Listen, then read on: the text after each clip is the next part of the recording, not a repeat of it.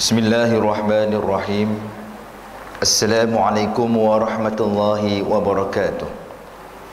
A'udzu billahi as-sami'il 'alim minasyaitonir rajim. Bismillahirrahmanirrahim. Alhamdulillahillazi anzala 'ala 'abdihil kitaba wa lam yaj'al lahu 'iwaja qayyiman liyunzira ba'san shadidan min ladunhu wa yubashshiral mu'minina allazina ya'maluna as-salihati anna lahum ajran hasana. Allahumma salli wa sallim ala sayyidina wa habibina wa syafi'ina wa zuhrina maulana Muhammad wa ala alihi wa ashabi ajma'in. Qala rabbi syrah li sadri wa yassir li amri wahlul 'uqdatam min lisani yafqahu qawli amma ba'd. Yang dimuliakan barisan kepimpinan Jawatan Kuasa Surau Lakotish, Putra Perdana, muslimin dan muslimat, para pelajar kelas Tafaqquh Fiddin berkitab bagi pengajian ilmu tauhid. Mudah-mudahan Allah rahmati dan berkati kita. InsyaAllah pada pertemuan kali kedua kali ini saya akan merujuk kepada kitab Nurul Fahmi, iaitu Cahaya Kefahaman, kitab yang telah disusun oleh Al-Fadhil Ustaz Muhadir Haji Jul. Kitab ni semakin trending tuan-tuan, puan-puan. Selepas saya buat kajian detail untuk kelas ni, saya guna kitab ni sebab dia mudah dan supaya puan-puan boleh tambah catatan. Sebab saya akan rujuk dengan kitab-kitab tauhid yang muktabar, terutamanya yang telah ditasihkan oleh Majlis Agama Islam Selangor dan juga Jabatan Agama Islam Selangor untuk menambah ilmu kefahaman kita. Mudah-mudahan Allah Subhanahu wa taala memberikan kita kefahaman yang sahih, yang mana kita akan beramal dengan ilmu ini sebagai ilmu yang menjadi panduan di dunia bagi mencapai keridhaan Allah di akhirat nanti insya-Allah. Dalam kitab yang akan dibahaskan ini, kalau puan-puan lihat pada awalnya, buka pada muka surat yang ada hadis Sayyidina Jibril dan 3 rukun agama. Saya akan pegang yang awal tu dulu ya. Yang ada nombor Roman bawah tu. Tak silap saya nombor 12. Okey, 11. Hadis Sayyidina Jibril dan rukun agama. An Umar radhiyallahu anhu aidan qala bainama nahnu julusun inda Rasulullah sallallahu alaihi wasallam inda Rasulillah sallallahu alaihi wasallam zata yaum idh tala alaina rajul syadidul bayad disyab syadidus sawad as-sa'ri la yura alaihi atharus safar wa la ya'rifuhu minna ahad hatta jalsa ila nabi sallallahu alaihi wasallam fa asnada rukbatayhi ila rukbatayhi wa wada'a kaffayhi ala fakhidhayhi wa qala ya Muhammad akhbirni anil Islam. Fa qala Rasulullah sallallahu alaihi wasallam al-Islam an tashhada an la ilaha illallah wa anna Muhammadar Rasulullah wa tuqimas salah wa tu'tiyaz zakah wa tasuma ramadan wa tuhajjal baita in istata'ta ilaihi sabila. Qala sadaqta. Fa'ajibna lahu yas'aluhu wa yusaddiquhu qala fa akhbirni anil iman qala an tu'mina billahi wa malaikatihi wa kutubihi wa rusulihi wal yawmil akhir wa tu'mina bil qadri khairihi wa syarrihi. Qala sadaqta. Qala fa akhbirni anil ihsan qala an ta'budallaha ka'annaka tarah fa in lam takun tarahu fa innahu yaraka. Qala fa akhbirni anis sa'ah qala mal mas'ulu anha bi'a'lama minas sa'il. Qala fa akhbirni an amaratiha qala an talidal amatu rabbataha wa antaral khufatal urata alata ri'a asya'i yatatawaluna fil bunyan summa intalaqa falabistu maliyan summa qala ya Umar atadri manis sa'il qultu Allah wa rasuluhu a'lam qala fa innahu Jibril atakum yu'allimukum dinakum atau kama qala an-nabi sallallahu alaihi wasallam. Hadis ni panjang puan-puan sekalian ya. Hadis ni panjang sebab dia merupakan rukun agama. Yang hadis ini kalau dalam matan Arba'in di awal-awal hadis disusun oleh Imam An-Nawawi radhiyallahu anhu rahimahullah alaihi. Hadis ini masyhur yang mana Sayyidina Umar bin Khattab telah meriwayatkan ketika berlaku peristiwa periwayatan hadis ini, Umar Al-Khattab di samping baginda sallallahu alaihi wasallam. Umar radhiyallahu anhu juga berkata ketika kami duduk dekat baginda sallallahu alaihi wasallam pada suatu hari, tiba-tiba muncul kepada kami seorang lelaki. Dia sebut seorang lelaki, dia adalah makhluk yang dipandang dengan mata kepala secara kasarnya. Mana bila makhluk ini boleh pandang, ibarat kita yang bertemu hari ini, kita nampak hadirin sekalian, puan-puan pun nampak saya di depan ni. Mana itu mata kasar dari segi pandangan. Maknanya apa? Adakah lelaki itu seorang lelaki yang Allah jadikan manusia secara zahir dia, mengenakan pakaian yang sangat putih lelaki tersebut dan memiliki rambut yang sangat hitam. Tidak terlihat padanya tanda-tanda bekas perjalanan, yakni musafir, dan tiada seorang pun antara kami yang menalinya. Ini bererti apa? Lelaki yang hadir pada waktu subuh tersebut, yang menemui baginda sallallahu alaihi wasallam, tidak kelihatan dalam keadaan kusut dan masai, tetapi pakaiannya sangat indah, rambutnya tersisir rapi dengan warna hitam, dan tiada tanda dia seorang musafir jauh yang berkelana. Ini bererti apa? Hamba Allah yang bertemu dengan baginda sallallahu alaihi wasallam ini seorang yang sangat rapi dan teratur pakaiannya. Keindahan dan juga kekemasan pakaian di antara perkara yang menggambarkan imej seorang yang beriman. Maknanya kita sebagai seorang beriman ini kena jaga tingkah laku dan juga pemakaian, sebab menggambarkan kepada diri kita. Kalau saya datang hari ini dengan pakaian yang tak bersesuaian, sepatutnya nak mengajar ilmu tauhid, saya pakai baju jersey, kan tidak kena pada tempat dia. Adakah menjadi haram? Tidak haram selagi menutup aurat. Tetapi kita kena faham konsep dan keadaan. Kalau kita dijemput ke majlis rasmi, pakailah yang bersesuaian supaya tidak jatuh fitnah. Sebab tindak tanduk kita ini memberikan gambaran kepada orang lain untuk menceritakan tentang kita. Kalau pakaian kita tidak pelik daripada orang lain, maka tidak akan jadi bual bicara ataupun umpatan orang lain. Ada pun umpamanya di pihak luar sana, contoh dia, saya nak pakai apa, suka hati saya lah. Itu adalah tanggapan yang dangkal kalau ikutkan kaedah dia menyebabkan pecah keamanan, kesalahan jenayah. Kalau pakaian kita menjuluk mata dan saya ada hak untuk berasa aman di setempat, tiba perempuan datang ke sini pakaian yang menjulukkan mata, elok-elok perempuan pakai tudung labuh, pakai serkup je, lepas tu pakai tali halus, tak mengajar saya balik. Artinya apa? Artinya berada di mana kita itu melambangkan diri kita, pilihan di tangan kita.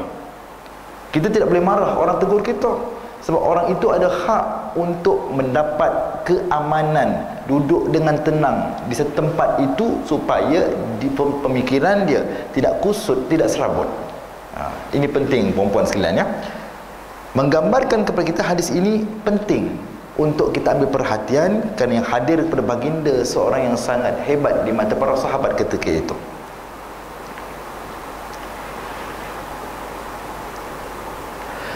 Sehingga dia duduk di hadapan Nabi sallallahu alaihi wasallam, lalu menyandarkan, yakni meletakkan kedua rukbah, iaitu kedua lututnya ke kedua lutut baginda, rukbatai, dua lutut ya, perempuan sekalian ya, dan meletakkan kedua tangannya di atas kedua pahanya. Dia berkata, itu bertanya, wahai Muhammad. Lelaki yang smart tadi bertanya pada baginda sallallahu alaihi wasallam, wahai Muhammad, beritahulah kepadaku tentang Islam. Paling asas sebagai seorang Muslim, kalau kita boleh berpegang dengan hadis ini, insya-Allah paksi kita puan-puan sekalian tidak mudah untuk dimanipulasi oleh sesiapa pun. Ini 3 rukun agama yang Nabi bahaskan daripada hadis Jibril yang masyhur ini, supaya kita ada benchmark yang teratur dan benchmark yang sahih. Sebagai satu gambaran kepada kita, kalau ada dakwa-dakwi daripada satu pihak mengatakan bahawa rukun agama ini karut, kita dah faham dah, orang tersebut sudah pasti orang yang akan menyesatkan. Kenapa rukun agama ini penting dibahaskan? Sebab sebagai basic, asas kepada kita orang marhain, orang awam ini, cukuplah ini panduan asas. Seandainya ada dakwaan daripada satu pihak mengenai pertikaian rukun agama ini, kita dapat tangkis dengan baik dan tak perlu pun kita melayan dakwaan tersebut. Bila sebutkan begitu, lalu ditanya oleh lelaki tadi tentang apakah itu Islam, baginda sallallahu alaihi wasallam pun menjawab, Islam adalah engkau bersaksi. Engkau bersaksi itu apa? Antashhada an la ilaha illallah wa anna Muhammadar Rasulullah. Ini yang pertama ni. Pertama, engkau bersaksi tidak ada yang berhak disembah melainkan Allah, dan sesungguhnya Nabi Muhammad adalah pesuruh Allah. Perkataan ini adalah satu tuntutan wajib ke atas seorang Muslim. Kalau dia enggan melafazkan, menyebutkan atau mentasdiqkan, membenarkan di hatinya, maka seluruh amalan perbuatannya walaupun ibadah fardu yang dibuat akan mardud, tertolak. Ini jumhur ulama. Bermakna apa? Kalimah syahadah ini kalimah pertama yang mesti ada pada diri seorang itu kalau dia nak beramal dengan amalan syariat Allah Subhanahu wa taala. Tidak boleh diubah. Ini kalimah dia, asyhadu an la ilaha illallah wa asyhadu anna Muhammadar Rasulullah. Ini kalimah dia untuk syarat penerimaan amalan-amalan yang lain. Ini kalimah tauhid. Kalimah tauhid berarti bagaimana kita ini sebagai seorang manusia nak bersolat kalau menafikan tentang la ilaha illallah, tentang perakuan keagungan Allah Ta'ala itu tiada Tuhan yang lain. Kalau kita sendiri beribadah pun kita ragu pada orang yang akan kita sembah, bagaimana kita nak beribadah dengan keikhlasan? Ini konsep beragama. Maknanya apa, perempuan sekalian? Kalimah la ilaha illallah Muhammadar Rasulullah, kalau ada satu pihak kelompok yang mendakwa atau menambah-nambah, kita mudah faham dah, itu ajaran yang tertolak daripada ahli sunnah wal jamaah. Ini basic ilmu tauhid kepada kita. Yang kedua apa seterusnya tentang Islam ini? Setelah selesainya syahadah tersebut, wa tuqimus salah, maka dirikanlah salat. Kenapa sebut iqamah, aqama, qama, bangunkan, dirikan solat? Kenapa? Kerana solat itu daripada ta'rifan dia melibatkan rukun qalbi, rukun hati, niat kita. Kan, kalau innamal a'malu binniyat, kalau tanpa niat kita pun angkat takbiratul ihram, adakah diterima solat kita? Daripada sudut syarak dia tertolak. 4 mazhab bersepakat menolak segala amalan yang tanpa niat, kerana dalil dia al-umur bimaqasidiha, setiap perkara itu bergantung kepada niat. Mana innamal a'malu binniyat adalah pokok pertama bagi penerimaan amalan. Kita nak datang ke surau hari ini, niatnya apa? Niatnya apa perempuan saya? Nak jumpa ustaz. Ustaz tak handsome, rugi. Apa niatnya? Nak makan kuih tiaw sedap. Niat lain. Maknanya kehadiran kita itu pun akan diterima sebagai ibadah di sudut syarak bila niat kita ini bertepatan dengan syariat. Umpamanya lah saya nak bermusafir ke mana, ke Johor Bahru. Niat saya musafir, dah baik dah syariahnya. Rupanya saya nak pergi tengok bola. Adakah bertepatan dengan syarak? Tak bertepatan, maka tak layak musafir tersebut untuk laksanakan solat jamak dan qasar. Maknanya permusafiran tadi berkait rapat dengan hukum, berkait rapat dengan niat. Mana mungkin niat kita tadi tidak menepati syarat-syarat kepada penerimaan amalan ibadah kita. Maka kenapa tadi iqamah solah didirikan? Kerana ada rukun qalbi, niat kita. Kedua, rukun fi'li, perbuatan, berdiri dengan betul. Berdiri dengan betul perbuatan. Ketiga ada apa? Rukun qauli, Allahu Akbar. Maka tiga perkara ini yang digabungkan oleh syariat Islam, maka dibangunkan. Maka wa tuqimus salah. Ini takrifan ringkas tentang solat. Kerana apakah itu solat? Solat itu dimulai dengan apa? Takbiratul ihram dan diakhiri dengan salam. Kalau solat itu tidak dimulai dengan takbiratul ihram, tiba-tiba salam, itu bukan solat. Maka segala penyempurnaan ini disebutkan bahawa perbuatan amalan kita berkait rapat dengan akidah, berkait rapat dengan syariat. Dua ini digabungkan. Umpamanya di luar, kenapa tak nak pakai tudung? Ada pertikaian terbaru, apa dia? Dah kaya ke amalkan solat sunat subuh? Kalau kita amalkan solat untuk dapat kekayaan, kita dah syirik pada Allah. Termasuk duha. Perempuan yang pengamal tegar duha ni, berhati-hati. Jangan niat kerana nak kaya. Jangan. Duha itu adab dan adatnya kita laksanakan ibadah sunnah Nabi tersebut. Pertama, memohon keampunan Allah Subhanahu wa taala, kedua mencari redha Allah. Mudah-mudahan perjalanan hidup pada hari tersebut Allah berikan keberkatan hidup kita. Kalau dapat rezeki walaupun melimpah ruah, tidak bercampur dengan yang haram. Itu antara hikmah solat sunat duha, bukan niat utama kita. Tuan-tuan, dakwa-dakwi di luar sana, kalau bagi pandangan saya berpegang pada pandangan Imam Syafi'i, kalau datang 1000 orang yang berilmu, insya-Allah kita boleh berjidal, berdebat kerana berilmu. Kalau datang seorang yang tak berilmu, kita surrender, tinggalkan dia, buang masa. Sebab dakwaan orang tak berilmu tersebut abaikan, tak perlu layan. Kalau kita layan, kita sendiri pun jadi gila. Ini berarti apa? Penerimaan pelaksanaan solat jangan sampai tahap ada pensyirikan secara halus kepada Allah Subhanahu wa taala. Nak laksanakan ibadah duha bukan kerana nak kaya, tetapi nak cari redha Allah, nak tambah amalan. Mudah-mudahan berkat amalan tadi Allah berikan keberkatan kepada rezeki kita. Itu target kita. Nak kaya, akhirnya kita uyup jadi kuyup. Itu bahaya tu. Boleh faham konsep berilmu, kita beribadah dengan tenang.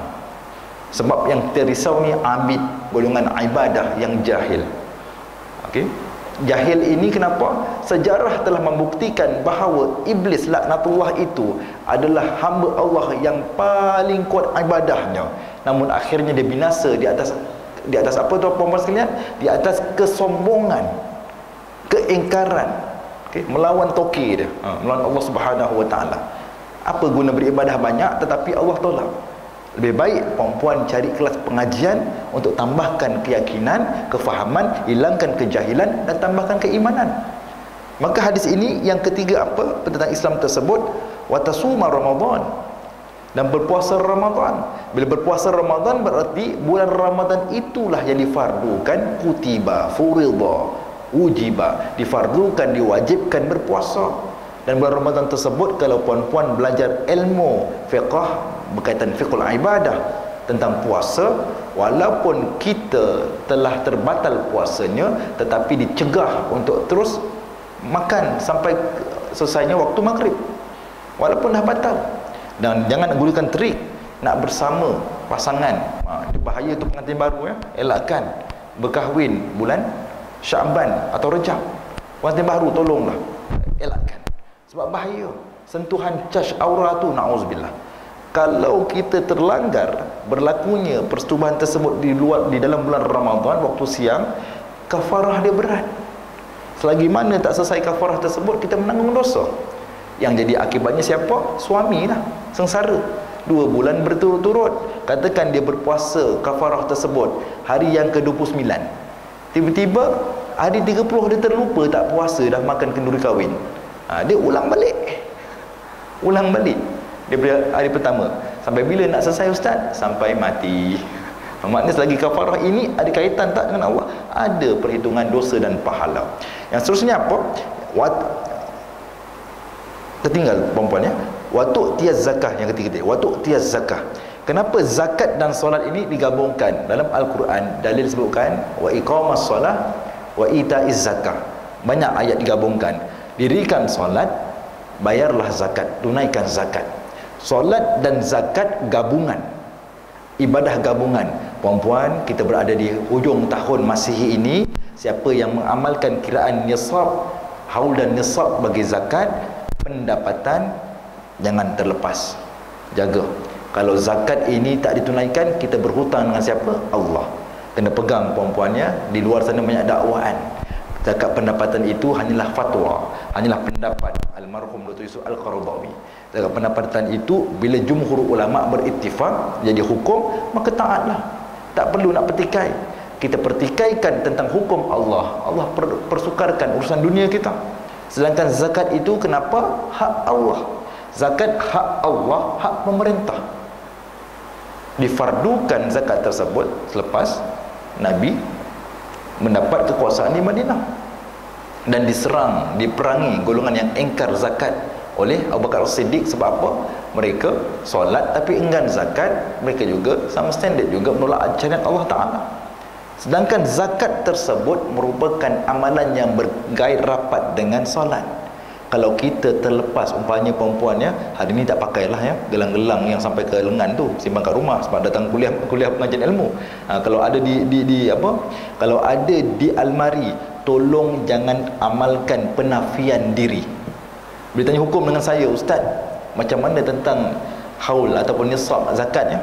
Rujuk Jabatan Agama ataupun pusat zakat negeri. Sebab mereka yang berautoriti telah dilantik oleh pihak berkuasa. Bermakna apa? Jangan menafikan. Tak apa ustaz, kat tangan ni berapa kilo je, kat almari sikit je ustaz. Jangan begitu. Ambil semua kilo-kilo tersebut, bawa. Bahaya ustaz, pencuri ramai. Kalau tidak, beli timbang, kita timbang siap-siap dan declare. Kalau tak declare, hanya beranggapan, kita bimbang. Kita dah wajib zakat emas tersebut, tetapi kita nafikan. Hati-hati perempuan sekaliannya, mereka yang enggan bayar zakat, apa dia punya akibat di akhirat nanti? Na'udzubillah. Bahaya tuan-tuan, perempuan sekalian, sebab harta nanti akan membakar kita balik. Ini pentingnya zakat. Kenapa? Zakat tujuannya untuk membersihkan jiwa kita, membersihkan harta, menyucikan jiwa. Kerana orang yang enggan bayar zakat sama taraf dengan Qarun. Dia takabur. Bila mana Nabi Musa AS, Qarun itu sepupu dia atau saudara dia, yang Nabi Musa doakan pada ketika saat Qarun minta berkali-kali pada Nabi Musa, wahai Musa, engkau adalah Rasulullah, doakanlah untuk aku untuk hidup senang. Aku teruk sangat ni, akulah hamba-Mu yang taat. Bila kita taat kepada ajaran Allah, jangan digabungkan dengan keinginan dunia. Ya Allah, aku dah solat jemaah di masjid ni, di surau ni setiap waktu, tapi masih miskin juga. Tidak. Agama ini bukannya magic pling dapat. Kena usaha. Sedangkan orang di luar saya non-Muslim, mereka jadi kaya sebab apa? Usaha. Usaha itu yang akan Allah berikan ganjaran.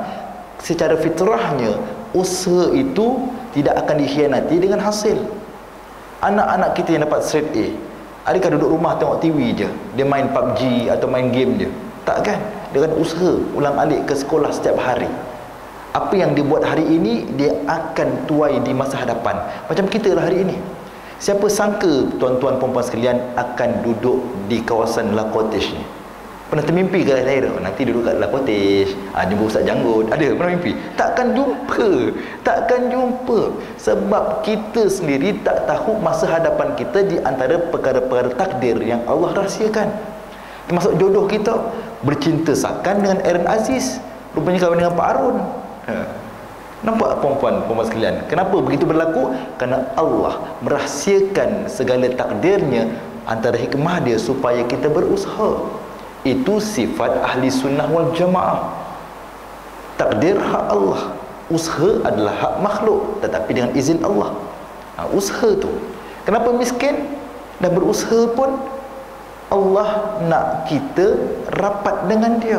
Kita berusaha, saya bekerja sungguh-sungguh, tak kaya-kaya pun ya Allah, lupanya saya tak salat. Saya bersungguh-sungguh buat part time sampai 3-4 part time satu ahad bekerja lagi. Kenapa tak kaya-kaya ya Allah? Allah nak uji tahap kesabaran kita. Risau kita jadi Qarun, saat susah kita ingat Allah, saat senang kita tinggal Allah terus. Itu di antara hikmah-hikmah dia.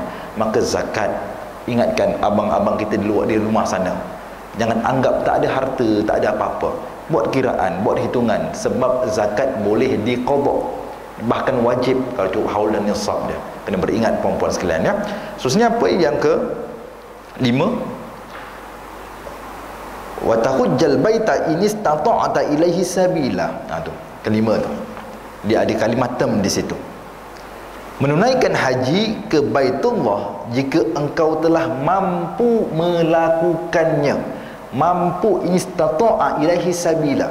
Jangan kita banyak komplain. Dah daftar dekat 10 tahun tak dapat turn lagi. Dah daftar tak dapat. Perempuan daftar hari ini, pergi bila? 150 tahun lagi. Sempat? Tak sempat.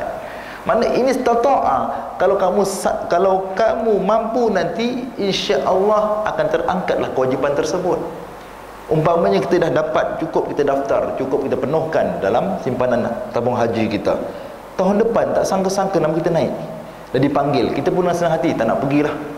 Kita sengaja-sengaja tanpa rusah, tanpa keringanan ataupun tanpa uzur syar'i, sengaja tolak. Bimbang tahun depan tu meninggal. Nak jawab apa dengan Allah? Sebab urusan haji ini urusan Allah.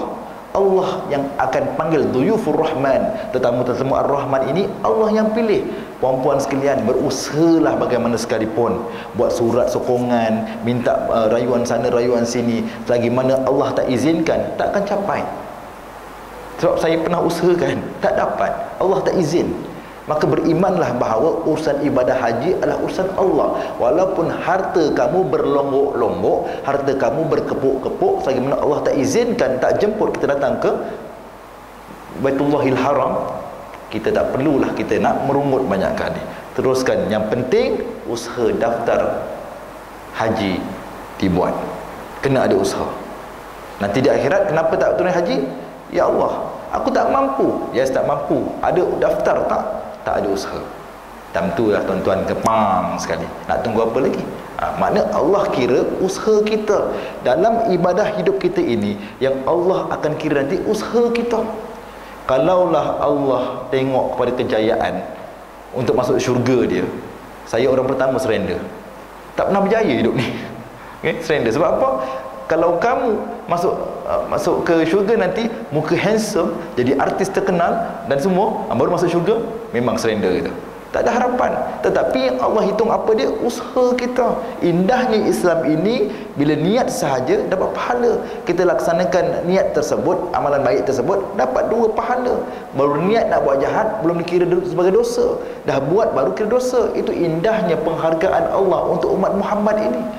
Bila faham konsep ini, insya-Allah usaha itu adalah perkara awal yang Allah akan hitung di mahsyar nanti. Maka usaha perempuan nak datang ke sini belajar itu wajib bagi kita untuk hilangkan kejahilan. Dah datang, usaha datang itu dah satu usaha yang selesai.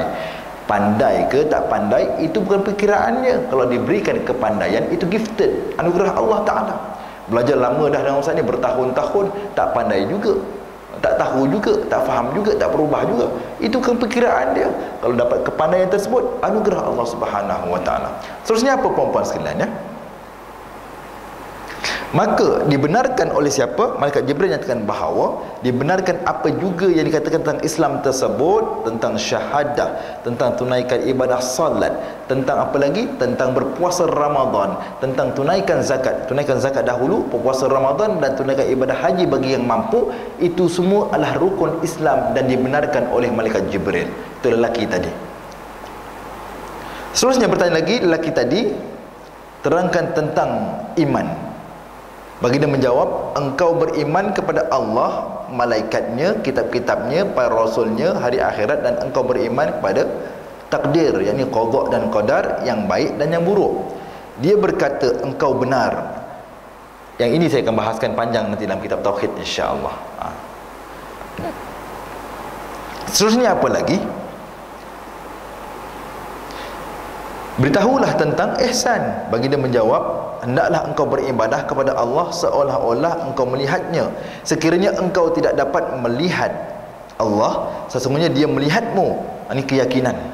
Ihsan ini kena dibangunkan dengan iman dahulu. Datangnya iman pada Allah Subhanahu wa Ta'ala, kemudian datangnya amalan ibadah syariah, iaitu hukum fiqh ini kita amalkan sungguh-sungguh rukun Islam tadi, maka akan datang sedikit-sedikit dibangunkan konsep iman, konsep ihsan tadi, iaitu kita beribadah umpamanya Allahu Akbar, kita yakin Allah lihat kita, atau kita nampak Allah Ta'ala sedang memerhatikan kita. Kalau tak nampak pun kita yakin Allah memandang kita. Sifat Allah yang maha agung, basir, maha memandang. Mana apa juga yang kita laksanakan pasti ada perhitungan. Kenapa? Ada raqib dan atid yang mencatat amalan yang sentiasa bersama kita. Ini bererti apa? Sifat ihsan ini kena diterapkan dan diusahakan dalam diri kita. Kalau kita tak usahakan untuk sifat ihsan tersebut, kita tidak akan merasai kemanisan iman dan kemanisan beribadah. Bayangkan tuan-tuan puan-puan sekalian, ya, sahabat Nabi sedang bersolat, tiba-tiba dipanah, terkena ke betis dia. Kalau kita kena macam mana? Kita guling-guling keluar surau, kan? Sahabat Nabi tidak. Sampai tahap sahabat lain, wahai sahabat, tunggu dia habis solat, tak rasa sakit ke? Yang dipanah di betis tadi, tak rasa apa-apa. Sebab apa? Ada sifat ihsan, ada khusyuk di situ.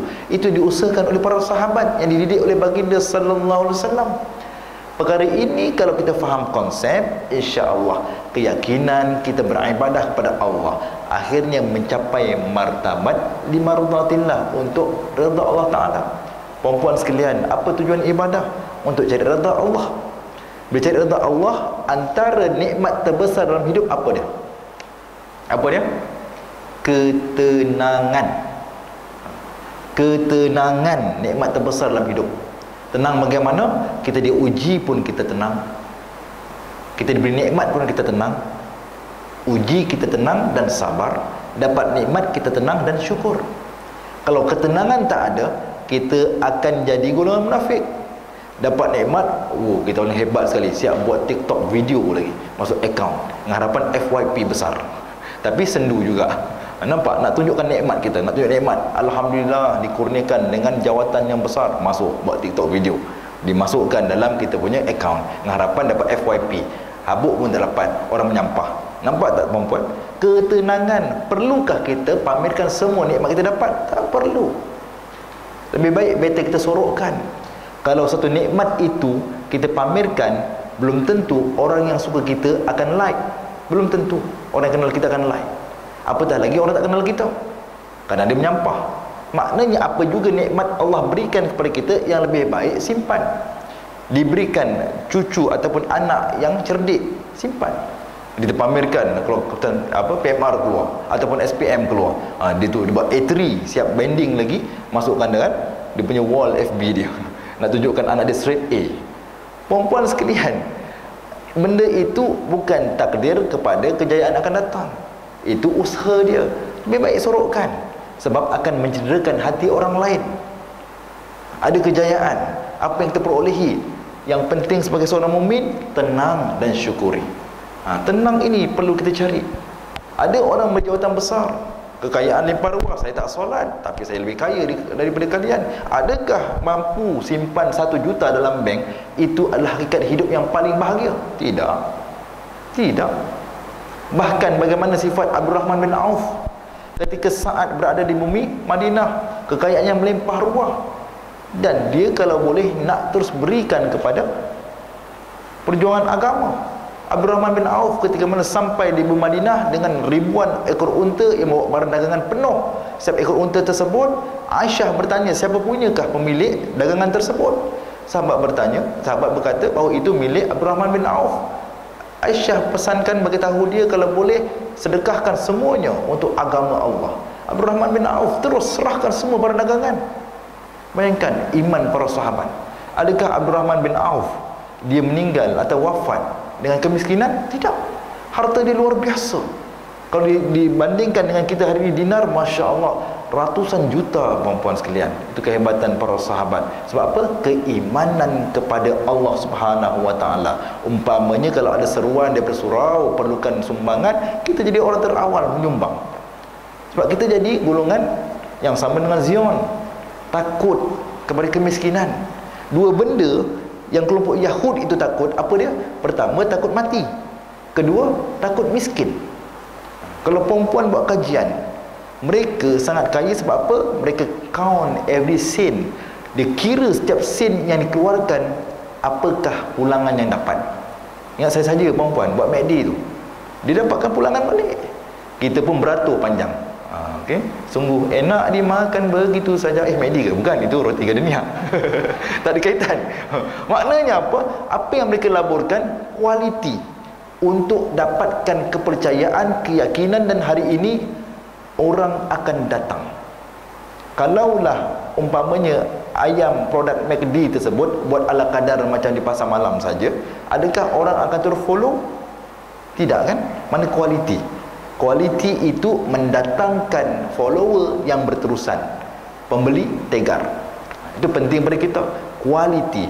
Dengan kualiti kehidupan kita, insya-Allah kita mampu untuk menjadi seorang mukmin yang tahu batas dan tahu diri kita siapa. Perempuan sekalian, ya, kan viral baru ni dikatakan bahawa apa? Kekayaan dia dengan usaha dia? Tidak. Allah beri kekayaan dengan ujian. Apa yang kita ada? Kereta tak mewah mana pun ada ujian. Adakah kereta yang mewah kita itu tadi kita sampai ke rumah Allah? Kalau tak sampai, Allah akan hitung di mahsyar nanti, aku bagi engkau kereta mewah tapi tak pernah sampai rumah Allah. Adakah lepas? Tidak. Setiap perkara Allah akan hitung. Bahkan perkataan kita, kalau kita keluarkan perkataan tadi tanpa fikir dahulu, memberikan kesan buruk yang berpanjangan dan orang ikut amalan tersebut, kita juga akan dapat saham dosa dia. Mana berhati-hati. Jangan dakwa solat pun miskin, tengok saya tak solat, kaya. Itu adalah satu kekufuran. Jangan kita yakin benda itu tidak menyalahi syariat. Namrus yang hebat itu pun boleh membakar Nabi Ibrahim AS. Akhirnya mati dengan apa? Seekor nyamuk. Kenapa? Takabur. Orang takabur semuanya binasa. Takkan nak follow. Firaun takabur, binasa. Namrus takabur, binasa. Korun takabur, kaya sebab usaha dia, binasa. Apa juga keadaan perempuan sekaliannya, jangan lupa asal usul kita. Apa seterusnya? Mana ihsan tadi adalah penyempurnaan kepada amalan-amalan kita dengan digabungkan ilmu tauhid, digabungkan ilmu syariat iaitu fiqh, dan melahirkan sifat ihsan ini. Kalau dalam pengajian agama dia, ihsan ini duduk bawah tasawuf. Kita menjaga. Sebab para sahabat Nabi, mereka cukup menjaga. Nak dapatkan khusyuk itu bukan mudah, perempuan sekalian. Kita umat akhir zaman yang dah disistemkan hidup ini, lagilah sukar.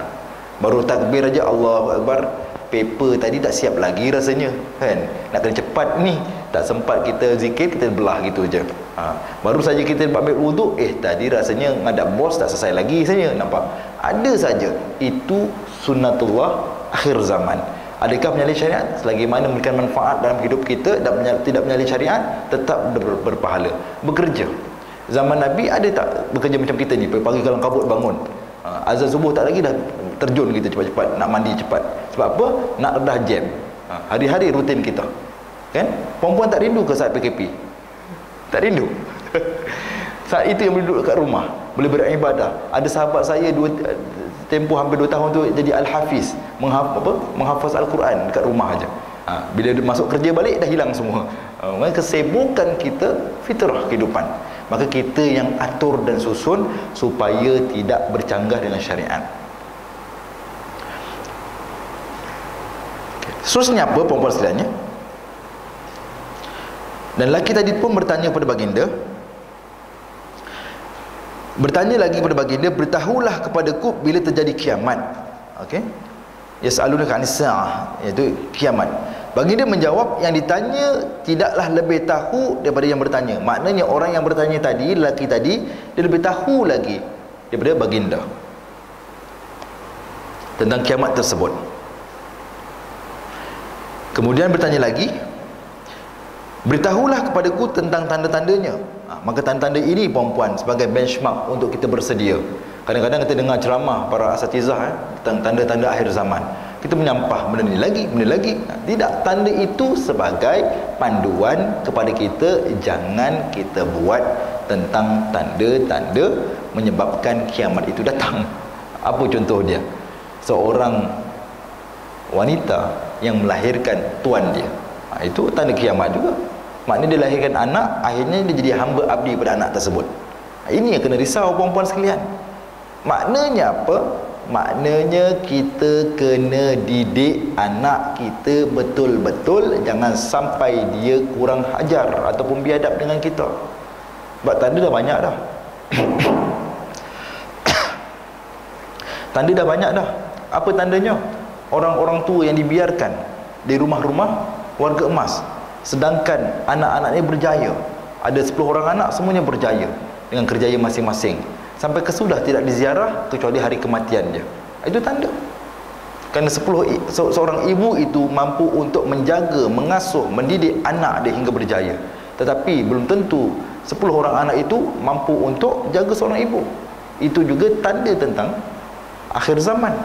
Maknanya kita ambil kesempatan, berhati-hati, jangan sampai ulangi kesalahan tersebut. Anak kita di bawah kekuasaan kita, anak kita di bawah bidang tugas kita, kuasa kita. Ku anfusakum wa ahlikum nara. Jagalah diri kamu, diri kita dulu, puan-puan. Kalau benda itu maksiat, benda itu dosa, kita jaga diri kita dulu. Kemudian ahli keluarga kita. Maknanya apa juga amalan perbuatan orang yang boleh kita pegang, iaitu pasangan kita dan juga anak-anak itu orang keutamaan. Kemudian barulah waris sekitar. Datangnya adik-beradik, pakcik-pakcik, makcik-makcik, waris terdekat. Utamanya yang ditanggungjawab, yang di bawah nafkah kita. Baru ada kuasa nak jaga semua. Dan kisah Nabi Yusuf AS bersama dengan adik-beradiknya telah memberikan ibrah besar kepada kita, pengajaran besar kepada kita.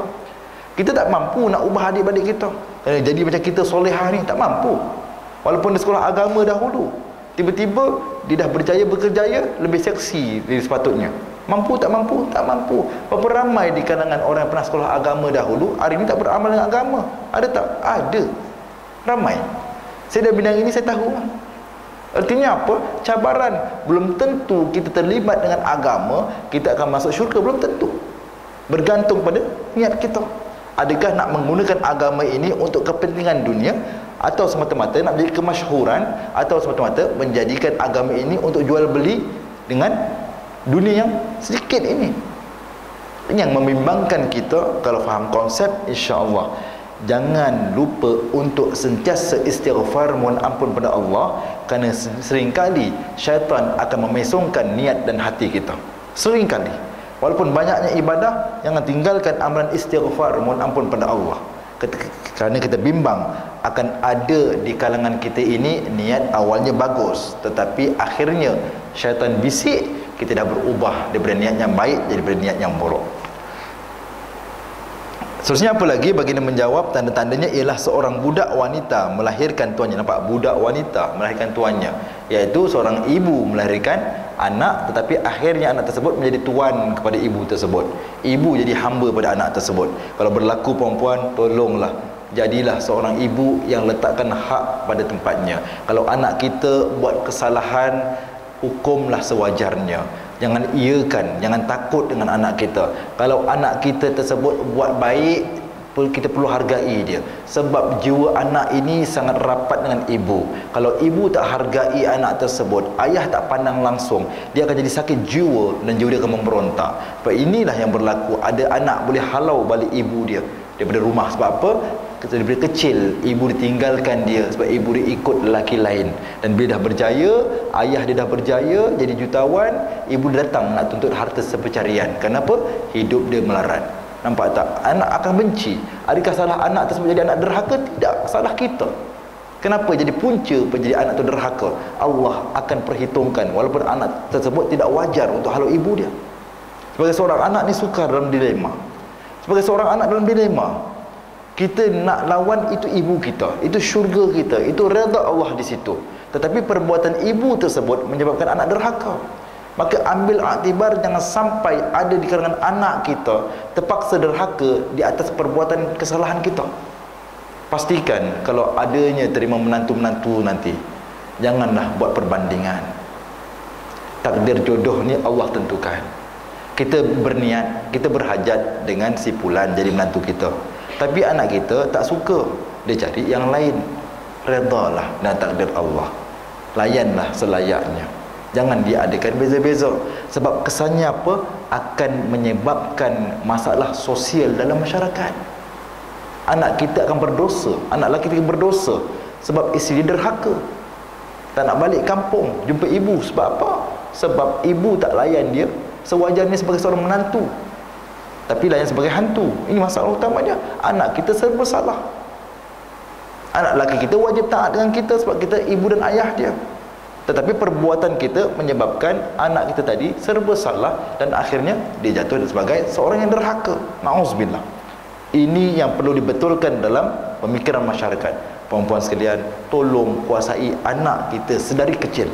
Jangan biarkan salah, cakap salah, tegur. Betul, hargai dia supaya terus istiqomah dengan kebaikan. Ini konsep dalam kehidupan kita. Contohnya apa lagi?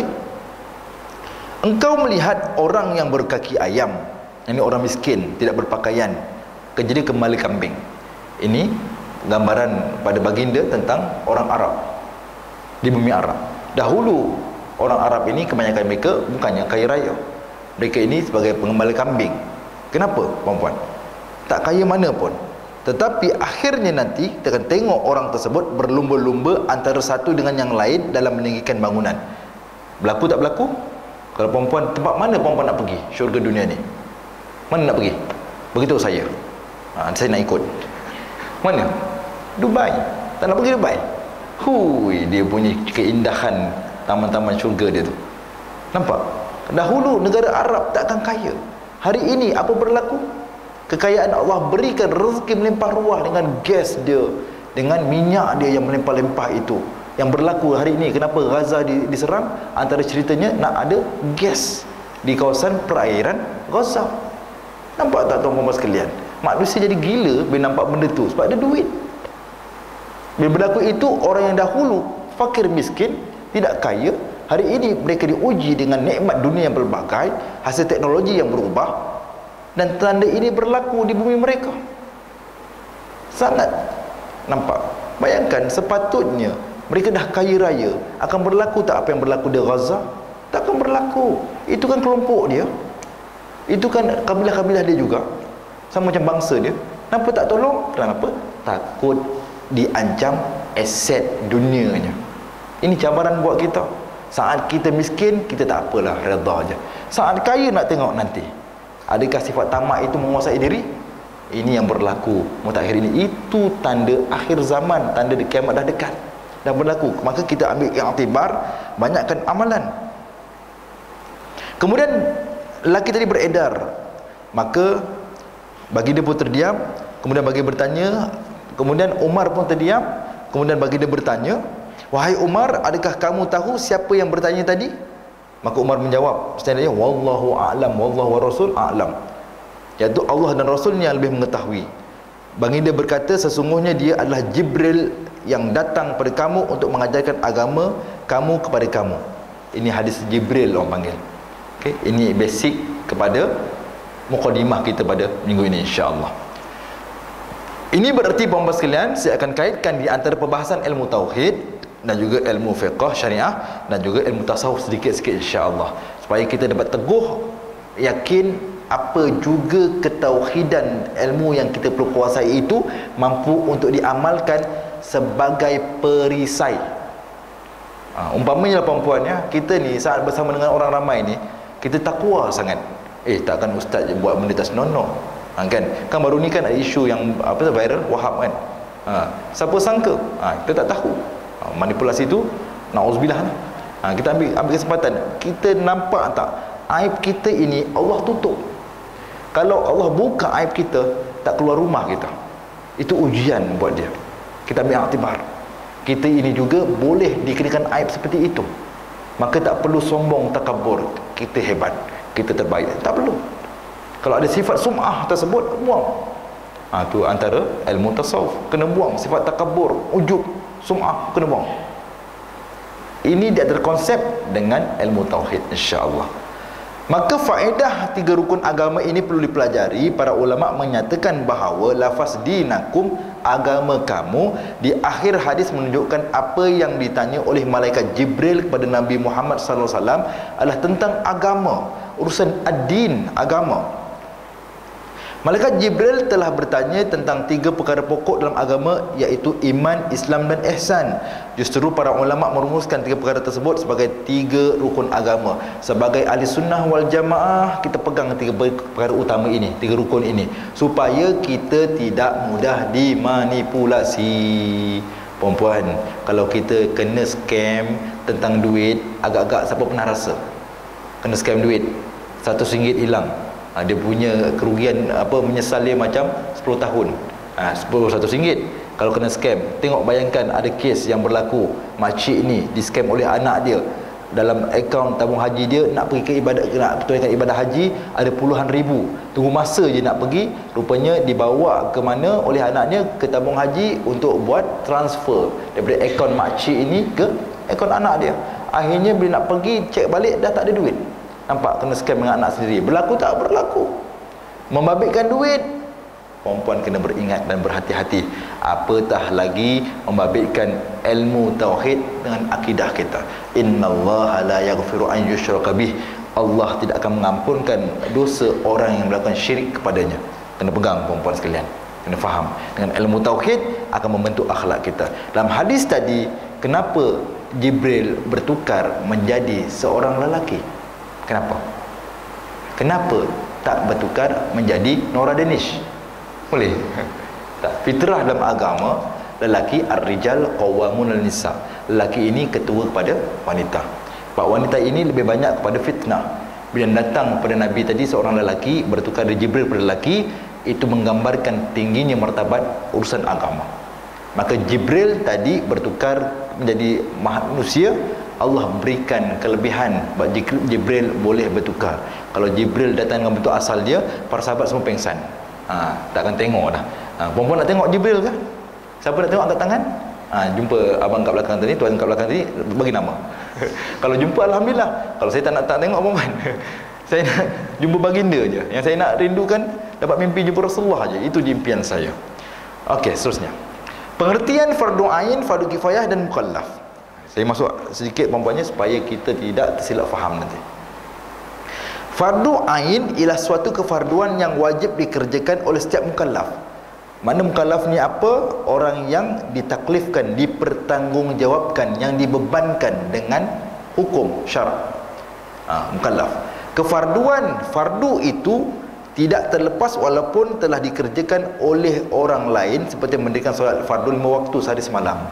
Umpamanya ketua wanita surau Lakotesh, saya malaslah solat zuhur hari ni, boleh tak Puan Hajah niat 2 sekali untuk saya sekali, boleh? Tak terangkat. Itu fardu ibadah yang tak terangkat, kecuali kita dah mati, orang tolong solatkan kita, jenazah kita, itu boleh. Artinya apa? Antara ibadah-ibadah fardu yang memang tidak boleh dikerjakan orang lain selagi kita menjadi seorang mukallaf, termasuk ibadah puasa. Sebab kita ni jenis yang selalu kalau period sampai 2 minggu, nak qada tu seksa. Baru puasa 2 hari dah period 2 minggu. Kemudian puasa lagi 2 hari, period lagi 2 minggu. Dalam 4 hari je dalam sebulan kita puasa. Nak qada macam mana sebulan tu? Boleh masing-masing. Kau kawan baik aku kan, kau ambil sikit puasa aku boleh? Tak akan terangkat ya.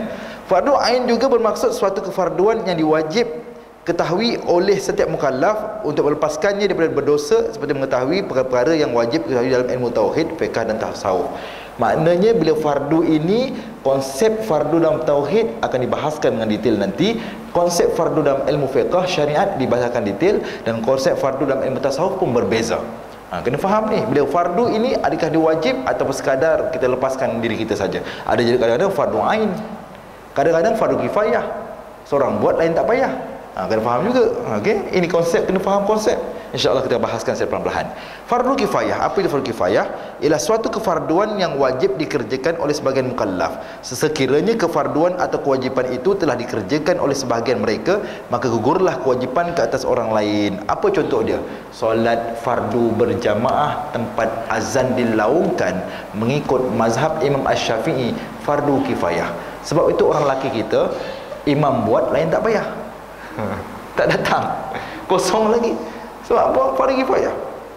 Sedangkan itu keutamaan bagi seorang lelaki untuk datang ke rumah Allah, mengimarahkan rumah Allah dengan solat fardu 5 waktu.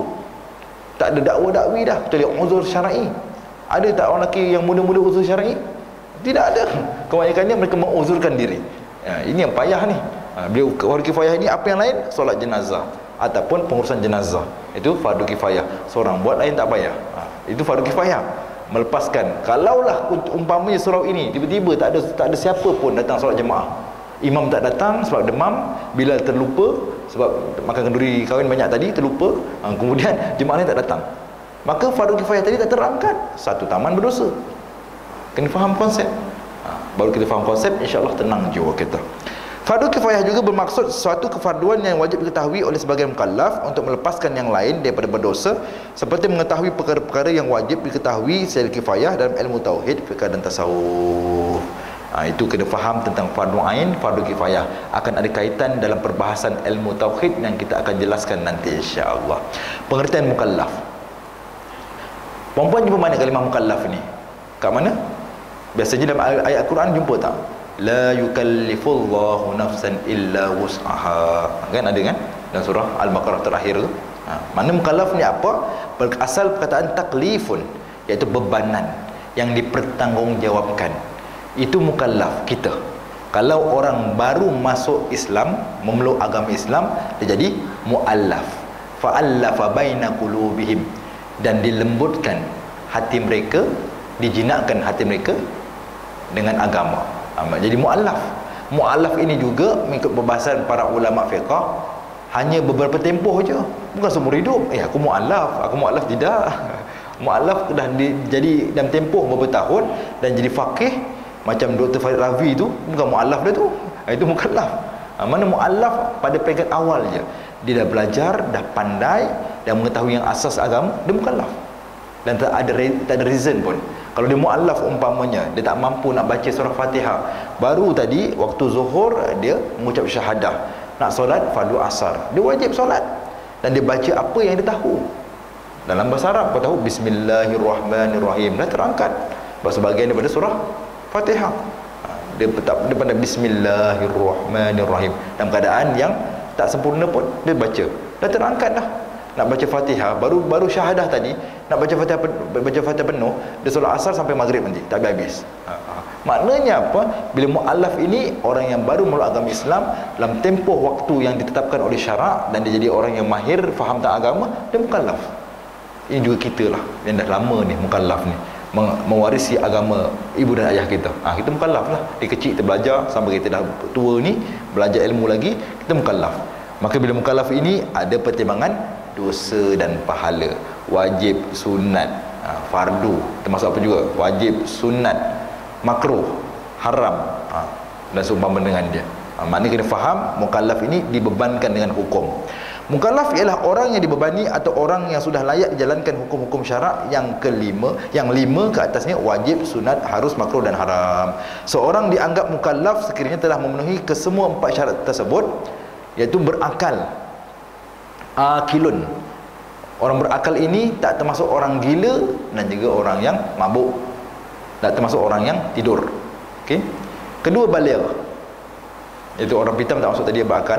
Baligh ini sampai umur dia, iaitu bagi wanita mereka dah datangnya haid, bagi lelaki mereka datang nikmat inzal ataupun keluar air mani. Sampai seruan Islam. Bagaimana kalau kita duduk kat kutub utara? Ustaz, saya tak tahu apa itu Islam, ya Allah. Tak pernah datang pun pengurusi surau Lakotesh ni kepada kami. Boleh pun? Tak ada. Mana kalau tak sampai seruan, maka dia bukan mukallaf. Yang duduk dekat kutub utara tu nah. Siapa nak pergi? Silakan. Okey. Kutub utara, siapa nak seru sana? Jemaah-jemaah tabligh kita. Ada yang pergi ke Eropah, pergi ke Argentina, ke Brazil, sampaikan dakwah negara-negara non-Muslim. Itu kita boleh ambil pengajaran, kita ambil iktibar. Mungkin di jawatankuasa wanita boleh buat CSR, Corporate Social Responsibility, buat lawatan menyampaikan dakwah ke mana? Ke mana? Ke Brazil. Nak pergi? Siapa nak pergi? Berebut nak pergi Brazil kan. Cuba pergi ke Afrika, tak nak pergi mereka. Maknanya apa? Maknanya sampai seruan ini, sampai saja seruan dakwah agama dan dia sengaja tolak, dia akan jadi orang yang menentang agama. Tapi dia tak sampai, dia terlepas daripada mukallaf. Dan keempat, tidak buta dan tidak pekak sejak lahir. Tidak buta dan tidak pekak. Orang yang buta plus dengan pekak, dia terlepas daripada tanggungjawab agama. Tetapi untuk zaman kini tak terlepas. Dia kena berusaha cari alat untuk dengar. Tak lepas perempuan ni sebab dah teknologi dah ada. Macam mana perempuan kenapa terlepas? Orang tu buta.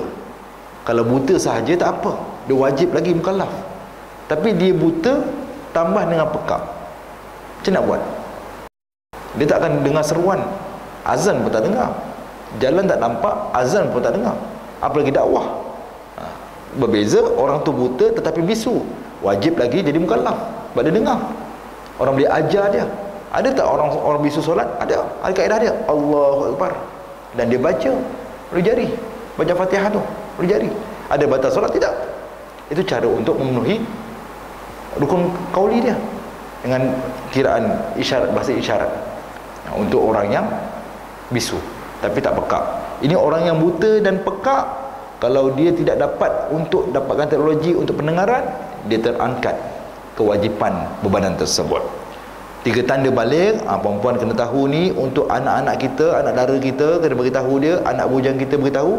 Jangan cakap lah, dia dah tahu dah, belajar kat sekolah. Jangan. Kena tanya dia, akak dah balik ke belum? Apa tanda dia? Period kan. Kemudian ajar anak perempuan kita cara untuk mandi wajib, sebab dia akan istiqamah beramal dengan mandi wajib. Bimbang-bimbang daripada usia balik sampai usia dia nak jadi nenek, solat tak sah sebab mandi wajib tak sempurna. Na'udzubillah. Siapa akan dipersalahkan? Kita sebagai ibu dan ayah ni kena tanya dia, akak tahu tak mandi wajib? Bagaimana? Apa niat dia? Apa cara dia? Apa yang perlu dibasuh?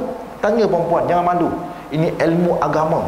Kalau kita bimbang nanti tiba-tiba anak lelaki kita tak tahu mandi wajib, dia dalam keadaan berhadas besar, kita meninggal dunia, dia akan solatkan jenazah kita.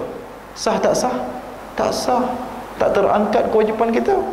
Fardu kifayah tadi kita tidak disolatkan. Allahu Akbar, sayangnya. Sedangkan kita mati saat itu perlukan doa anak yang soleh, tapi anak soleh kita tak pandai mandi wajib. Na'udzubillah. Ini penting, kena jaga.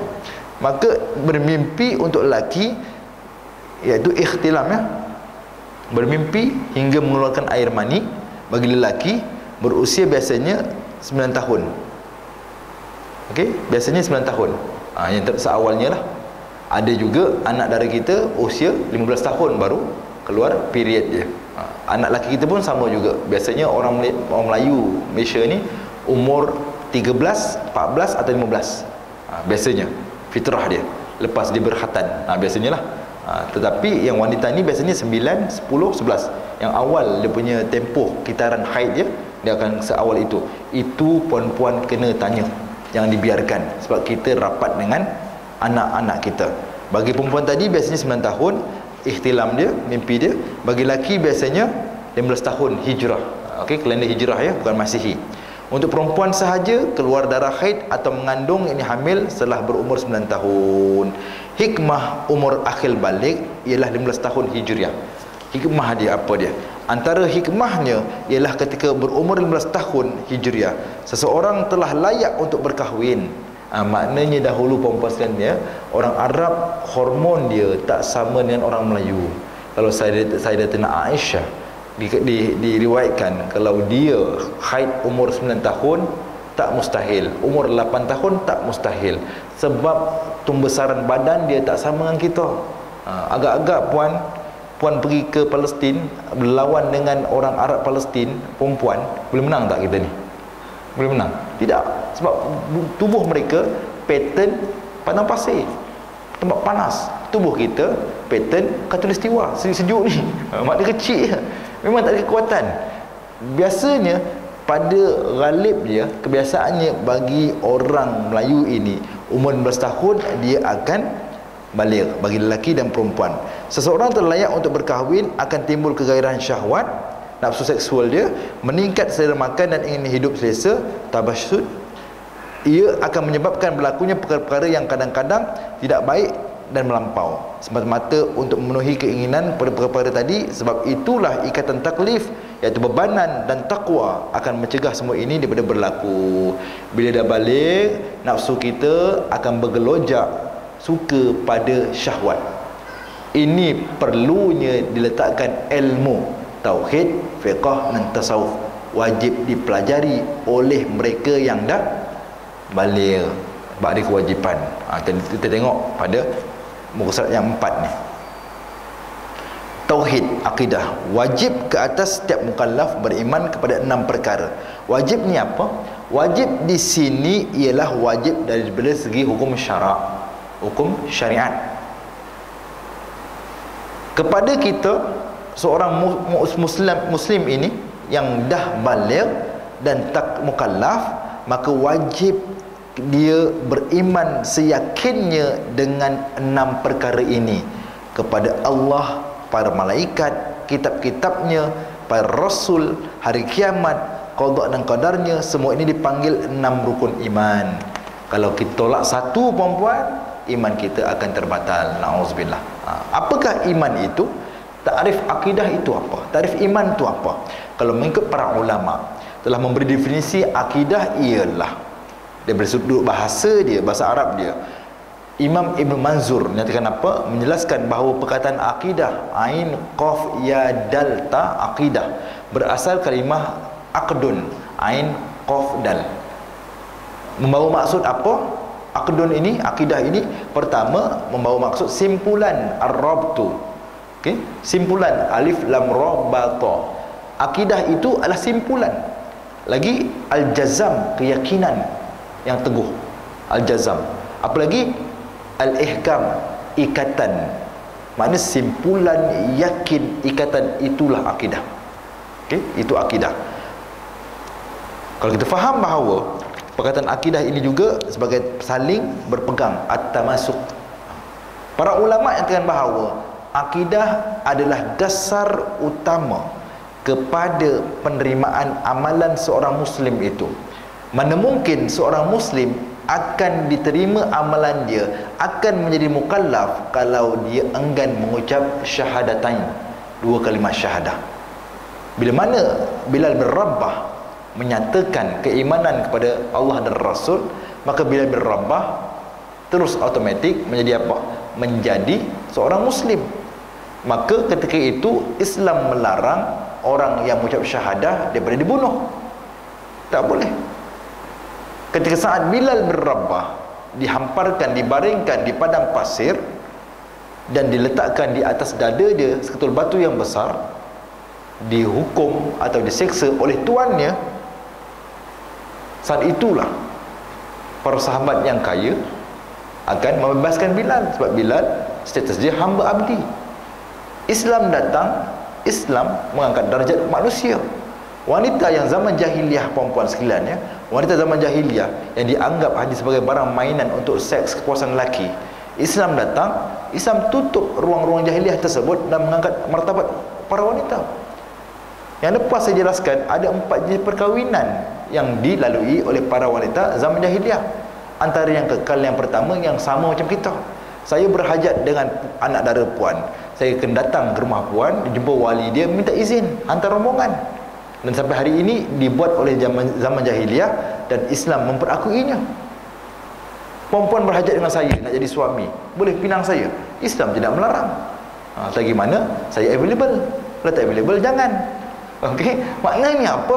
Syariat tetap menerima perbuatan amalan Arab jahiliah yang tidak menyalahi syariat. Apa yang lain? Zaman Arab jahiliah dahulu juga perkahwinan apa lagi? Seorang wanita yang dah bersuami, suami dia boleh benarkan saat dia dah selesai tempoh period untuk pergi cari lelaki yang dia suka, untuk bersetubuh bersama lelaki tersebut. Bila dah hamil, panggil suami dia. Bayangkan, itu dikira perkahwinan juga. Mana boleh? Sebab itulah juga syariat menyatakan bahawa lelaki ini boleh berkahwin lebih dari seorang. Sebab apa? Dia tidak mengandung. Wanita mengandung. Bila mengandung, ada maruah yang kena jaga, nasab. Antara maqasid syariah menjaga keturunan. Kalau kami mengandung, perempuan, tak ada masalah. Kami tak boleh mengandung. Boleh mengandung tapi takkan melahirkan. Itu kelemahan lelaki. Sebab tu perempuan ni hebat. Perempuan boleh mengandung dan melahirkan. Kami tak boleh. Boleh mengandung air je, tak boleh melahirkan. Bila maknanya faham, syariat menjaga. Mana mungkin seorang wanita tadi cari laki lain dan dia bertubuh dengan laki tersebut dan kembali pada suami dia? Tak mungkin. Islam menjaga nasab. Bila Islam menjaga nasab, dia seiring dengan akidah. Jangan kata tak adil ustaz, laki boleh lebih. Mana boleh begitu? Hati-hati, sebab kalimat itu bimbang membatalkan syahadah kita. Itu syariat Allah untuk menjaga kesinambungan masalah sosial. Kalau perempuan suka laki itu bersama laki itu, esok suka laki ini bersama laki ini. Kalau anak ini dikandungkan, anak siapa? Anak siapa tu? Islam menjaga nasab ni, menjaga maruah ni. Sebab aib sangat-sangat kalau seorang isteri itu berlaku skandal dengan laki lain sedangkan dia ada suami di rumah. Aib sangat-sangat. Ini yang membimbangkan kita, masyarakat. Kita kena sedar diri, Allah sangat murka pada seorang isteri yang kalau keluar rumah itu pun tak minta izin. Sampai tahap itu Islam menjaga kemuliaan wanita untuk menjaga hak suami. Dah hujah pula, ustaz, habis lelaki saya ni skandal boleh pula? Pula dah. Saya surrender lah. Tak ada debat sini. Kita akan kalah nanti. Apa seterusnya perempuan? Wajib ke atas setiap mukallaf beriman bahawa semua makhluk. Semua makhluk ni siapa? Bererti sesuatu yang telah dijadikan makhluk. Okey? Makhluk ini yang telah dijadikan. Makhluk ni siapa? Makhluk ini ada yang kuasa yang menciptakan dia. Allah tu makhluk? Tidak. Allah adalah Rabb, ilah, Tuhan, pencipta. Okay? Khaliq, pencipta, Allah. Kita ni makhluk yang dijadikan. Makhluk di sini merujuk kepada apa sahaja yang dijadikan oleh Allah, termasuklah manusia, malaikat, tumbuh-tumbuhan, pokok, haiwan, alam semesta, sungai, laut dan lain-lain. Makhluk termasuk juga tempat bumi, bukit, langit, arash dan lain-lain. Arash Allah itu pun makhluk. Maka tak selayaknya Allah bergantung dengan makhluk. Tak payah yang kita fikir. Kita fikirkan tafakkur fi khalqillah. Okay? Kita fikirkan apa yang Allah ciptakan, makhluk-makhluk dia untuk ambil pengajaran. Allah ciptakan kuda, manusia yang ada akal ini, ulil absar ini, ada mata memandang kuda tadi sangat hebat dan laju. Maka orang yang bijak pandai, dia ambil daripada tentang kuda tersebut, maka lahirnya apa dia? Ferrari, kereta. Nampak? Allah nampakkan tikus, nampak buruk sangat tikus tersebut, maka lahirnya kereta Estima. Kan macam tikus. Allah datangkan ketam dalam sengit, maka lahirnya kereta apa dia? Honda Civic, lampu ketam. Nampak? Semuanya ibrah daripada binatang. Allah jadikan apa dia? Jadikan burung yang berterbangan. Maka manusia ciptakan kapal terbang. Kan? Ciptakan belon, kapal terbang. Semua yang Allah jadikan ini untuk memberikan ibrah, pengajaran dan juga gambaran kepada manusia bagaimanakah cara untuk hidup dunia ini. Teknologi itulah yang manusia dapat gali. Allah berikan kelebihan. Mulianya Nabi Adam berbeza malaikat kerana ilmu. Ilmu, bukan itu, kerana ilmu. Yang akhirnya bila Allah arahkan para malaikat untuk sembah pada Nabi Adam, kenapa? Kerana mengagungkan hebatnya Allah menjaga makhluk ini yang berilmu. Yarfa'illahu allazina amanu minkum wallazina utul ilma darajat. Allah mengangkat darjat orang yang beriman, tetapi orang yang berilmu lebih tinggi lagi darjatnya berbanding hanya sekadar orang beriman. Mana orang berilmu ini perempuan sekalian, walaupun dia seorang kafir, Allah berikan kelebihan. Ilmu ni penting. Banyaknya ilmu itu lebih baik daripada sibuknya banyak beramal tapi tak ada ilmu. Maka kejarlah ilmu. Bila sebut makhluk tersebut, adakah manusia, malaikat, adakah malaikat, tumbuh-tumbuhan, pokok, haiwan, alam semesta, sungai, laut, mereka juga ditaklifkan, dibebankan dengan hukum? Tidak. Yang dibebankan dengan hukum siapa saja? Manusia kita. Siapa lagi yang dibebankan dengan hukum, yang wajib beramal, beribadah pada Allah? Siapa? Jin. Tak kira lah dia jin Samsudin ke siapa, wajib. Okey. Dia manusia dan jin. Iblis masuk? Iblis tak masuk, dah dilaknat. Syaitan tidak masuk, dia musuh kita. Siapa lagi yang ditaklifkan wajib beriman dan juga beramal? Siapa? Siapa? Manusia wajib, jin wajib. Siapa satu lagi? Terfikir tak? Malaikat tak? Malaikat tak masuk. Kenal tak best friend? Kenal best friend kita siapa? Ya'juj Ma'juj. Ya'juj Ma'juj adalah makhluk. Best friend kita tu ni. Mana Ya'juj Ma'juj adalah makhluk yang wajib akan dihitung di mahsyar nanti. Dia makhluk ya, puan-puan. Zaman dahulu lagi. Zaman Zulkarnain lagi. Ya'juj Ma'juj dia adalah makhluk. Okey. Maka dia akan dihitung di mahsyar nanti. Bila sebut tentang wajib ini bererti apa? Makhluk juga termasuk juga tempat, bumi, bukit, langit, arasy dan lain, arah yang 6, kanan, kiri, depan, belakang, atas, bawah. Itu juga berupa makhluk, malam, siang, kehidupan, kematian dan lain-lain. Semua makhluk ini Allah tak berhajat langsung. Dalam ilmu tauhid, Allah tak berhajat dengan makhluk kerana Allah itu maha agung dan maha tinggi. Jangan fikirkan tentang jisim zat Allah. Orang kata Allah di mana? Di arasy. Macam duduk Allah di arasy itu sama macam raja ke? Jangan fikirkan. Allah memandang selayaknya dengan kelayakan Allah memandang. Manusia memandang dengan mata. Adakah sama Allah memandang dengan mata? Tidak. Allah memandang selayak dengan diri dia. Itu pegangan ahli sunnah wal jamaah. Yang tuan-tuan perempuan ambil nota reka mata Allah macam mana? Jangan. Tak ada. Allah mendengar selayaknya bagi Allah mendengar. Manusia mendengar dengan telinga. Kenapa mata kita ada limit pandangan, ada had dia? Kenapa telinga kita pendengarannya dihadkan? Kalau mata kita tembus perempuannya sampai ke Gaza, bagaimana? Tak boleh tidur kita. Orang tidur, bong, terkejut. Orang tidur, bong, terkejut. Kenapa? Kalau mata pengusi wanita Surah Al-Quraish boleh nampak sampai ke Mekah sana, agak-agak tenang tak hidup dia? Tak tenang. Sudah pasti dia juga nampak alam kubur, orang disiksa. Agak-agak duduk rumah tak? Tak. Duduk kat surau, bertapa kat sini. Nampak siksaan kubur?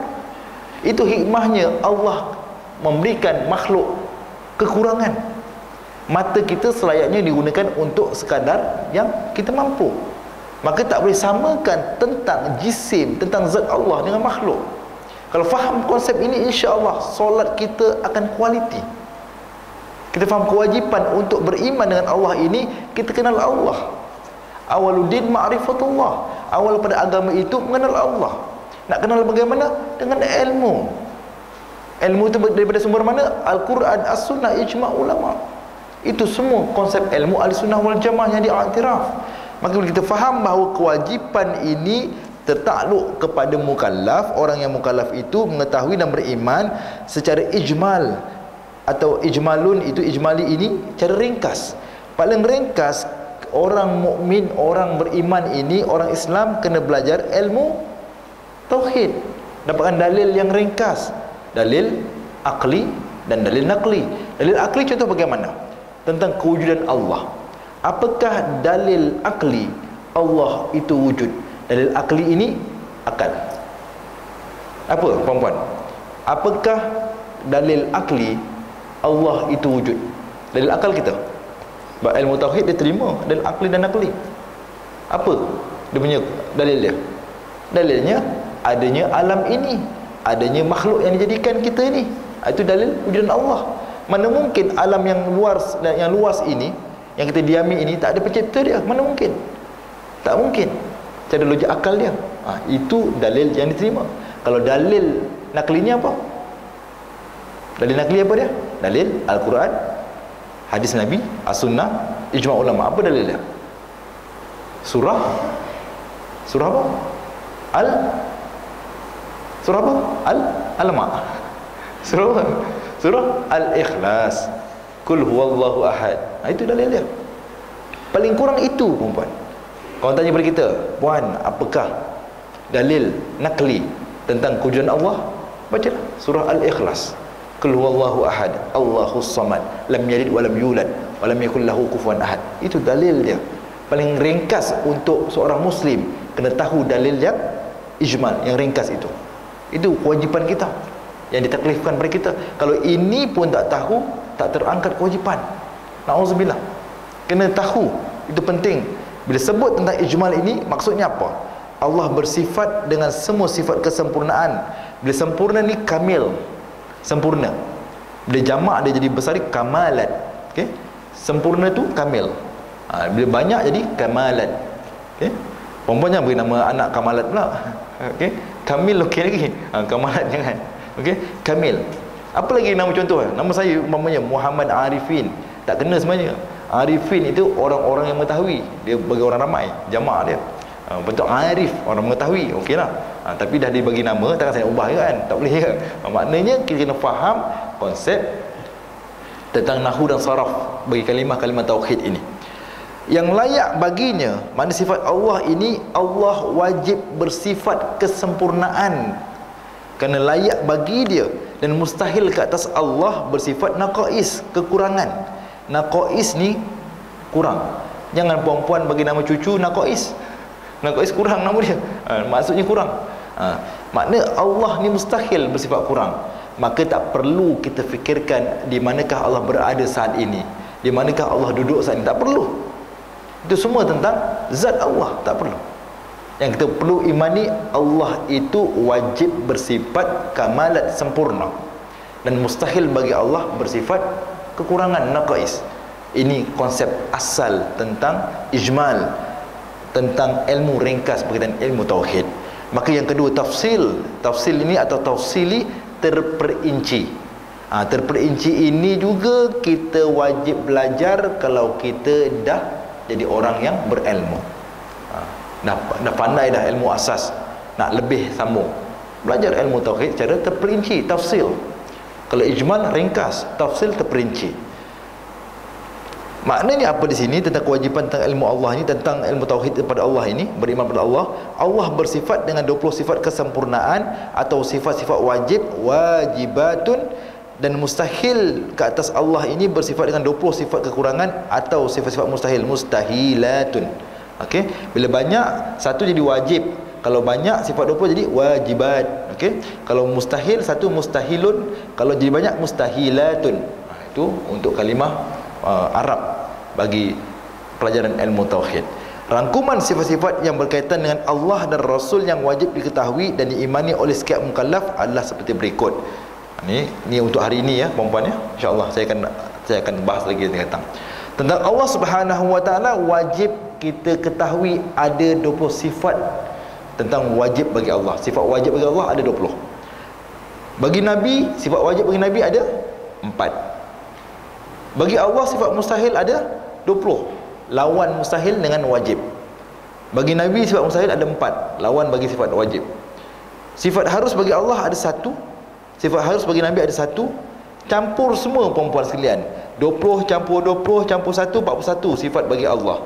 4 campur 4 campur 1, 9 sifat bagi Rasul.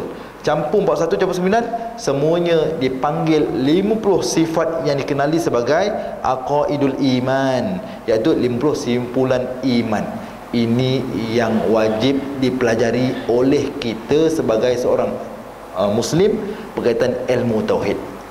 Boleh faham perempuan sekalian? InsyaAllah sebagai mukadimahnya kitab ni saya akan bahaskan lagi nanti secara detail, perlahan-lahan sampai puan-puan boleh faham dengan cara yang paling mudah.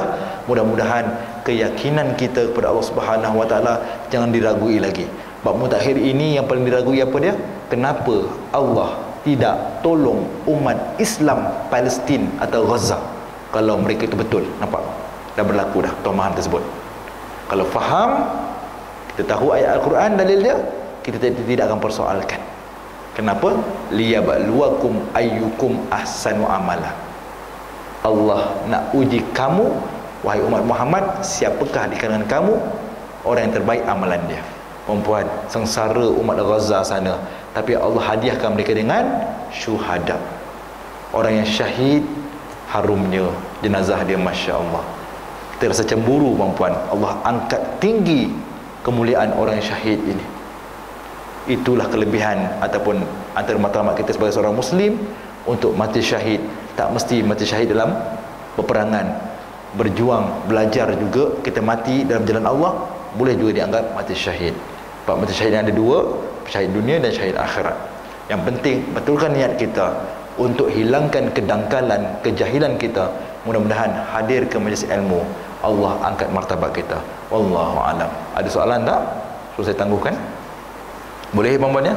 Kalau banyak sangat kan pening balik kita. Baik ilmu tauhid ni pelan-pelan. Okey, insya-Allah. Ada soalan tak? yang dipersoalkan, nak tanya, selagi kesempatan ada. Berapa lagi buku yang diperlukan nanti beritahu saya ya. Saya akan ni sebab saya tak sempat order banyak, ini yang dapat. Kalau perlukan lagi nanti maklum kepada saya insya-Allah. Untuk kelas akan datang saya akan maklumkan lagi. Kalau andainya pada minggu ketiga saya tak dapat, ada tak kekosongan? Minggu berapa yang kosong? Minggu pertama dah ada kelas tak ada kosong lah. Boleh adjustkan. Minggu pertama, minggu kedua. Bulan depan ada 5 minggu. Minggu kelima kosong tak? Kosong. Nanti saya confirm balik. Kalau bab minggu ketiga saya baru dapat hint-hint untuk our session. Bimbang tak dapat, nanti kita adjust balik nanti. Okey. Kalau boleh di-adjust, kita adjust balik. Sebab kalau tinggalkan, kita sebulan sekali. Kalau banyak tinggal, lama-lama tak, kitab ni duduk dalam almari. Tak habis dia. Okey, insya-Allah. Boleh perempuan ya? Ada apa-apa juga pertanyaan? Saya gunakan buku ini sebab dia ringkas. Saya akan tambah-tambah lagi nanti insya-Allah. Jangan risau. Kalau ada persoalan tanya, mudah-mudahan jangan salah faham. Mudah-mudahan saya doakan perempuan sekalian Allah berikan kerahmatan insya-Allah. Kalau tak ada, saya akan tangguh kelas hari ini untuk berhadapan insya-Allah. A'udzubillahi minasyaitonirrajim. Bismillahirrahmanirrahim. Alhamdulillahirabbil alamin wassalatu wassalamu ala asyrafil anbiya wal mursalin wa ala alihi washabihi ajmain. Allahumma anta rabbana wa anta khalaqtana wa anta hadaytana lil Islam faghfir lana dhunubana fa innahu la yaghfiru dhunuba illa ant. Allahumma faqihna fid din wa 'allimna ta'wil wahdina siratal mustaqim siratal ladzina an'amta 'alaihim minan nabiyyin was-siddiqin wasyuhada'i was-salihin wa hasuna ulaika rafiqa. Allahumma ansur ikhwanana minal muslimin wal mustad'afin wal mujahidin fi Gaza Palestin. Allahumma ansur Islam wal muslimin wal mujahidin fi Gaza Palestin wa fi kulli makan wa dammir juyusal yahud wan nasara wal kuffar wa dammir a'da'ana wa a'da'aka wa a'da'ad-din. Allahumma inna naj'aluka fi nuhuri a'da'ina wa na'udzubika min syururihim. Allahumma baddid syamlahum wa farriq jam'ahum wa zalzil aqdamahum wa shattit kalimatahum wa sallit alaihim junudan min junudika ya qahhar ya jabbar ya muntaqim ya Allah. Allahumma ya munzilal kitab wa ya mujriyas sahab wa ya hazimal ahzab ihzimhum ya Allah, ihzimhum ya Allah, ihzimhum ya mujibas sa'ilin ya akramal akramin wa tub alaina ya maulana innaka antat tawwabur rahim. Allahumma ja'alna hadza jam'an marhuma wa tafarruquna mimma tafarruqa ma'suma ilahana wa afina wa'fu anna wa anta arhamur rahimin. Wa sallallahu ala sayyidina Muhammadin wa ala alihi wa sahbihi wasallam walhamdulillahi rabbil alamin. Assalamualaikum warahmatullahi wabarakatuh.